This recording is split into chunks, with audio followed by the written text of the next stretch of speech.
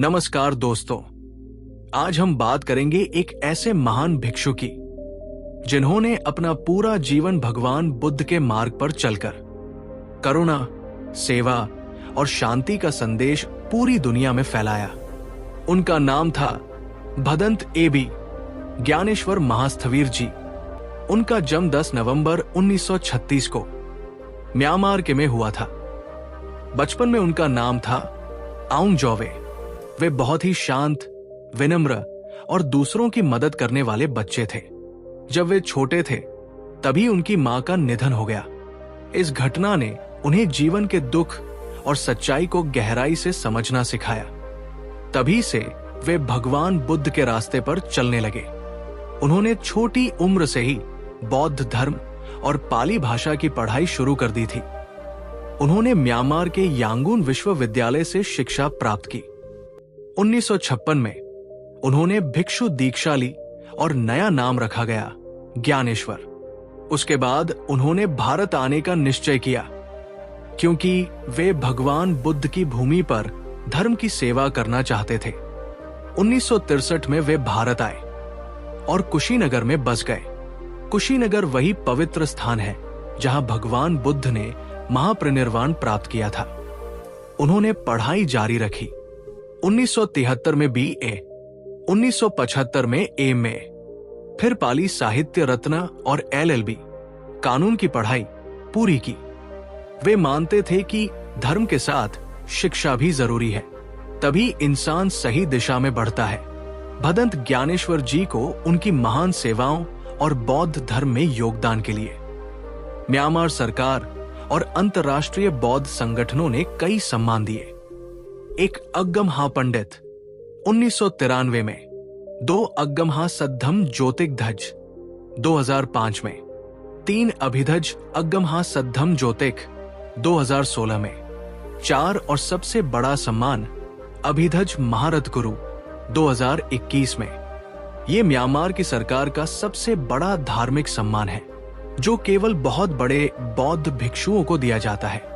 1978 में उन्होंने भारतीय नागरिकता ले ली और हमेशा कहा, अब मेरा जीवन भारत और कुशीनगर की सेवा के लिए समर्पित है। कुशीनगर में उन्होंने म्यांमार बुद्ध विहार की स्थापना की। ये जगह आज भी बौद्ध साधना और शांति का केंद्र है। उन्होंने शिक्षा, सेवा और समानता का संदेश दिया। वे कहते थे, धर्म वही है जो सबको जोड़ता है, तोड़ता नहीं। उन्होंने कई बौद्ध देशों में यात्राएं की।